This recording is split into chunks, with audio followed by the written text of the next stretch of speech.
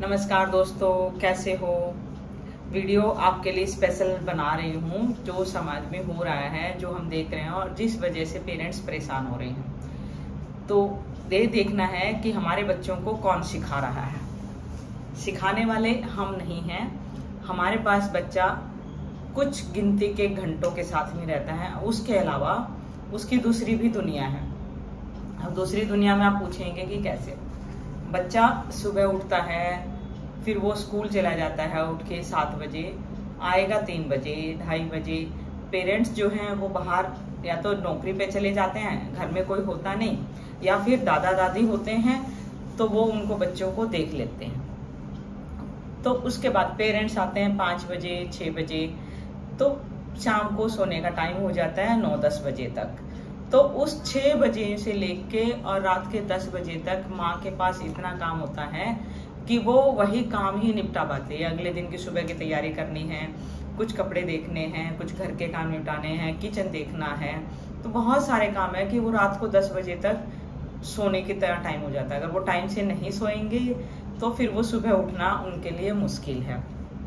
और फादर जो है वो भी उनके साथ हेल्प करते हैं, भले ही सर्वेंट हो लेकिन काम तो सभी को करने पड़ते हैं। फिर वो खाना खा के थक के सो जाते हैं, क्योंकि सुबह का उठा हुआ इंसान 5 बजे का और रात के 10 बजे तक अगर वो जागता है तो आप काउंट कीजिए कि उसके कितने घंटे हो गए हैं। तो शरीर है, मशीन तो है नहीं कि हम उसको चलाए रखेंगे। तो ये एक नॉर्मल मिडिल क्लास फैमिली का रूटीन है कि लाइफ ऐसे चलती है। और कोई जो पेरेंट्स हैं वो तो और भी लेट आते हैं, जो प्राइवेट कंपनियों में काम करते हैं वो काफी लेट आते हैं 7-8 बजे। तो बच्चा या तो सर्वेंट के पास रहता है या फिर वो क्रैच में रहता है, और दोनों ही चीजें उसकी ग्रोथ के लिए बिल्कुल सही नहीं है। पहले होता था कि पेरेंट्स साथ में रहते थे, आजकल जब से सिंगल फैमिली नॉर्म आया है, प्राइवेसी आई है, तो लोगों ने पेरेंट्स को रखना बंद कर दिया है, या फिर पेरेंट्स ने अपने आप से कन्नी काट ली है क्योंकि उनके साथ अच्छा व्यवहार नहीं होता, या फिर वो बच्चे बिजी रहते हैं अपनी लाइफ में। और एक कम्युनिकेशन भी होता है, उसको भी चलो मैनेज कर लिया जाए। तो पेरेंट्स की भी थोड़ी सी ये है कि भाई उनका जो खाना है और जो बच्चों का खाना है वो 28-30 साल का गैप है। जो यंग बच्चे हैं उनके साथ उनके लिए थोड़ा मुश्किल हो जाता है। अगर पेरेंट्स अपनी मर्जी से खाना बनाते हैं तो फिर वो बच्चों की ऑब्जेक्शन आती है कि जो घर में जो बना है वो क्यों नहीं खाते। और अगर बच्चों खाना बनाते हैं तो पेरेंट्स के लिए सूटेबल नहीं है, क्योंकि एज बढ़ते बढ़ते बीमारियां भी साथ में हो लेती हैं। किसी को बीपी है, शुगर है, तो डाइट कंट्रोल भी जरूरी होता है। तो इसके लिए मैं किसी और दिन बात करूंगी। अभी टॉपिक है कि हमारे बच्चों को कौन सिखा रहा है। तो मैंने एक पिक्चर आपको दिखा दी कि बच्चे किस तरह से पल रहे हैं। अलग अलग शहरों में पेरेंट्स रहते हैं, कैसे बच्चों की परवरिश हो रही है। तो जब परवरिश अच्छी नहीं होगी तो बच्चे नेचुरली अपने रास्ते से भटक जाएंगे। मैंने ऐसे केस देखे हैं कि माताएं बच्चों को चुप कराने के लिए मोबाइल हाथ में पकड़ा देती है, जो आज के टाइम में सबसे बड़ा दुश्मन है। हर किसी का दुश्मन है मोबाइल। मोबाइल जब आया था तो वो सिर्फ फोन कॉल के लिए आया था, सुनने के लिए। फिर उसमें धीरे धीरे मैसेज शुरू हुए, फिर उसमें नई नई चीजें आ गई। अब जब डिजिटल युग चल रहा है तो उसमें नई नई चीजें, यूट्यूब है, आपका नेटफ्लिक्स है, आपका सोशल मीडिया फेसबुक है, पिंटरेस्ट है, देन आपके और क्या क्या नाम बताऊं मुझे अभी याद भी नहीं आ रहा, कि इंस्टाग्राम है, जो रील बनाते हैं, हर चीज उस पर पोस्ट होती है और बच्चा आपसे पूछ के नहीं देखेगा। आज मैं बात करूंगी 2 साल से लेके 1.5 साल से लेके 5-6 साल तक के बच्चों की, कि जिनको पेरेंट्स मोबाइल पकड़ा देते हैं। सबसे पहला टीचर जो है, ऐसा बोला जाता है कि माँ सबसे पहले गुरु होती है और पिता। जब माता पिता के पास बच्चा टाइम ही स्पेंड नहीं करेगा तो वो गुरु का ज्ञान उसको मिलेगा कहाँ से? घर से नहीं मिलेगा।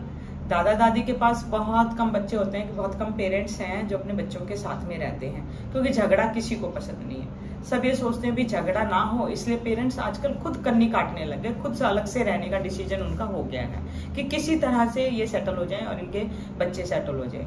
तो हर किसी को चकाचौंध की दुनिया में फंस चुका है। अभी पिछले दिनों की बात बताऊंगी कि मैं ऑपरेशन थिएटर में काम करती हूँ। तो तो जब मैं राउंड ले रही थी ऑपरेशन थिएटर में, तो एक बच्चे को मदर कपड़े चेंज करवा रही थी ऑपरेशन थिएटर भेजने के लिए, और बच्चा बहुत रो रहा था। तो मैंने पूछा बच्चा इतना क्यों रो रहा है, तो दौड़ के उसकी मम्मी आके आई कि जी ये ना मोबाइल देखता है और अभी इसको मोबाइल हमने छीन लिया। तो मुझे बड़ा अचरज हुआ कि बच्चे को एक एडिक्शन हो गया है। एडिक्शन सिर्फ दारू का, नशे का, गलत आदतों का ही नहीं है, एडिक्शन मोबाइल का भी है, जो कि हमें कहां से कहां पहुंचा देगा। आने वाले 5 और 10 साल के बाद इसका इम्पैक्ट पता चलेगा कि हम कहां जाके रुक रहे हैं, और वहां से लौट के आना उतना संभव होना नहीं होगा। तो मैंने उस मदर से पूछा, क्या तुम लोग ऐसे पले क्या, कि आप लोगों के पेरेंट्स ने आपको ऐसे पाला? तो कहने लगी कि मैडम हमें तो टीवी भी नहीं देखने दिया जाता था। वो बच्चे की दादी थी, माँ बच्चे को चेंज करा रही थी, बच्चा उससे कंट्रोल नहीं हो रहा था। बहुत दुख हुआ मुझे। मैंने उस टाइम तो उसको बंद करवा दिया कि भाई हॉस्पिटल में इस तरह बच्चे के लिए मोबाइल नहीं दिखाना है, और ऊपर से कि आप आंख का ट्रीटमेंट कराने के लिए आए हो और आंख ही खराब कर रहे हो बच्चे की मोबाइल दिखा के। तो उसको थोड़ा समझ में आ गया, तो उसने मोबाइल बंद करवा दिया। वैसे भी ऑपरेशन थिएटर में पेरेंट्स के साथ भी कोई भी मोबाइल अंदर नहीं लेके जा सकता। ये था एक किस्सा। लेकिन हम ऐसे किस किस को बंद करवाएंगे, ये तो हमें खुद से सोचना है कि हमें उन चीजों की तरफ जो बच्चे के लिए नुकसानदायक है उनको नहीं देना है। पर कैसे ना दें, शुरुआत तो स्कूल से हो चुकी है। जो बच्चे का डायरी लिखता था वो बच्चा आज मोबाइल के व्हाट्सएप पे होमवर्क देखता है, क्योंकि टीचर होमवर्क वहां पर भेज रही है व्हाट्सएप पे। अब टीचर की भी परेशानी खत्म, क्योंकि डिजिटल टाइम चल रहा है। या तो वो कंप्यूटर में लैपटॉप पे फीड करके और वो बोर्ड के ऊपर, व्हाइट बोर्ड के ऊपर दिखा दिया जाता है कि ये काम है, और बच्चे सब मोबाइल लेके आते हैं। या फिर क्या होता है कि उसको व्हाट्सएप कर दिया जाता है पेरेंट्स को, बच्चे को नहीं पता कि क्या काम करना है क्या नहीं करना। पेरेंट्स देखेंगे मोबाइल, फिर वो ऑफिस से लेट आएंगे तो उसको जो है भेज देंगे। तो वीडियो थोड़ी लंबी हो जाएगी, अगले सेकंड पार्ट में बताऊंगी कि क्या करना चाहिए। तो बच्चे का जो होमवर्क है, बच्चे को डायरी लिखने की आदत स्कूल से ही खत्म हो चुकी है। वो डायरी नहीं लिखेगा, और डायरी नहीं लिखेगा तो हैंडराइटिंग खराब है, हैंडराइटिंग खराब है तो बोलने की आदत नहीं पड़ेगी, बोलने की आदत नहीं पड़ेगी तो वो वही बोलेगा जो मोबाइल उसको सिखा रहा है। आप नहीं सिखा रहे हो, टीचर नहीं सिखा रही है, समाज नहीं सिखा रहा है, दादा दादी की नहीं सीख लग रही है, क्योंकि मोबाइल उसको अट्रैक्टिव लग रहा है। और जो चीज अट्रैक्शन देगी, आंखों को चुंदिया देगी, हर कोई इंसान उसकी तरफ भागता है, चाहे वो छोटा बच्चा हो या बड़ा बच्चा। ये हो गया सेकेंड एग्जाम्पल आपका। थर्ड एग्जाम्पल मैं बताती हूँ उन बच्चों का कि जो छोटे बच्चे घर में रहते हैं या आके माताएं मोबाइल दे देती हैं उनको चुप कराने के लिए, वो स्क्रॉल करते हैं और वो सीख लेते हैं, क्योंकि उनकी जो लर्निंग पावर होती है ना बच्चों की बहुत स्ट्रांग होती है बचपन में। जब वो सीखते हैं तो वो अमेजोन पे देखते हैं, अपने कपड़े देखने लग जाते हैं, क्योंकि माँ भी साथ में बैठ के देखती है। कंट्रोल तो पेरेंट्स से ही होगा ना, जब हमारा ही कंट्रोल नहीं रहेगा तो बच्चे क्या तो वही सीखेंगे। और वो बच्चे अपने जैसे बच्चे दिखने वाले, उसकी ड्रेस पहनने वाले सेलेक्ट करके अपने फादर को या मदर को ऑफिस में कॉल कर देते हैं कि मुझे ये वाला कपड़ा खरीदना है, आप इसकी पेमेंट कर दो। दे नोज एवरीथिंग कि कैसे कैसे उसको सिखाया जा रहा है। तो मोबाइल की आदत से ये हो गया आपका तीसरा एग्जाम्पल। चौथा एग्जाम्पल मैं देती हूँ आपको कि हम शॉपिंग मॉल में कपड़े खरीदने जाते हैं, दुकानों पे सामान लेने जाते हैं, जहाँ हमें सिलेक्शन में थोड़ा टाइम लगता है। तो वो सिलेक्शन जब तक करते हैं तो हम बच्चों को साथ लेके आते हैं। तो क्या करते हैं ना पेरेंट्स कि वो बच्चा रोए ना, इधर उधर भागे ना, वो शांति से कपड़े सिलेक्ट करें, तो उसको मोबाइल पकड़ा देते हैं और बच्चा मोबाइल देखने के मस्त हो जाता है और पेरेंट्स अपना कपड़े खरीदारी कर लेते हैं। जैसे उनकी खरीदारी खत्म हुई आधा पौना घंटा, तो उतनी देर तक उसने मोबाइल देखा है। एक बार मैं एक शोरूम में गई तो वहां पर जो डमी लगी होती है जिनको कपड़े पहना के वहां खड़ा कर दिया जाता है, उसके पास नीचे जो थोड़ा सा उठा हुआ फ्लोर होता है, नॉर्मल फ्लोर से एक बना देते हैं छोटी सी प्लेटफॉर्म सी, उस पर बच्चा बैठा है और मोबाइल देख रहा है। तो हम जब गए तो उस दुकान में कोई नहीं था। तो मैंने कपड़े खरीदते खरीदते देखा कि ऐसे हटाया वहां से सामान, तो देखा बच्चा मोबाइल देख रहा है। तो मैंने उसको बोला, मॉल वाले को, दुकान वाले को, शोरूम वाले को कि भैया ये बच्चा किसका है।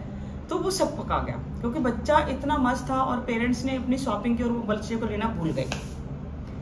तो देख सोचिए कितनी बड़ी नेग्लिजेंसी मोबाइल की वजह से हो रही है। पांचवा एग्जाम्पल मैं दूंगी आपका पेरेंट्स का या दादा दादी का, क्योंकि दादा दादी भी मोबाइल देखते हैं और अपना मोबाइल साथ में रखते हैं। जब वो किसी भजन कीर्तन में जाते हैं या किसी के घर पे जाते हैं या कुछ अपने इम्पोर्टेंट काम से जाते हैं तो वो बच्चों को साथ लेके जाते हैं। पेरेंट्स भी सोचते चल यार दादा दादी के साथ जा रहा, कोई बात नहीं, ठीक ही होगा। तो वो दादा दादी के साथ जाके दादी क्या करती है, या तो गीत गाएगी, भजन मंडली करेगी या फिर ढोलक बजाएगी, कुछ तो वो करेगी वहां जाके। हम सोच रहे बच्चा अच्छा सीख के आएगा, पर बच्चे को वो सब पसंद नहीं आता। थोड़ी देर के बाद ही वो हरकतें करने लग जाता है, लेटेगा, रोएगा, बाहर चलने के लिए कोशिश करेगा। तो क्या करती हैं फिर महिलाएं, क्या करेंगी, बच्चे को मोबाइल पकड़ा देंगे। अच्छा ये ले, ये देख ले, तू ये सब देख ले। बच्चा देखने लग जाता है, बच्चा खुश, और नहीं तो उसको साइड में स्टूल देके बिठा दिया जाता है जब रो रहा है तो बच्चा चुप। तो किस तरह से हमारे बच्चे कहाँ जा रहे हैं, ये पेरेंट्स को सोचने के लिए एक सीरियस टॉपिक है कि हमें इस टॉपिक पे काम करना चाहिए और हमें सोचना चाहिए और हमें सबसे पहले अपनी आदतों पे ऊपर कंट्रोल करना चाहिए कि कैसे हम आने वाली जनरेशन को उनके नुकसान से बचा सकते हैं। वीडियो पसंद आए तो लाइक, शेयर एंड सब्सक्राइब जरूर करें। दूसरी वीडियो जल्दी ही लेके आऊंगी आपके लिए। टॉपिक बताते रहिएगा किस टॉपिक पे बनानी है। अभी तो मोबाइल का ही टॉपिक शुरू हुआ है तो मोबाइल पे ऊपर ही वीडियो बनेगी। धन्यवाद।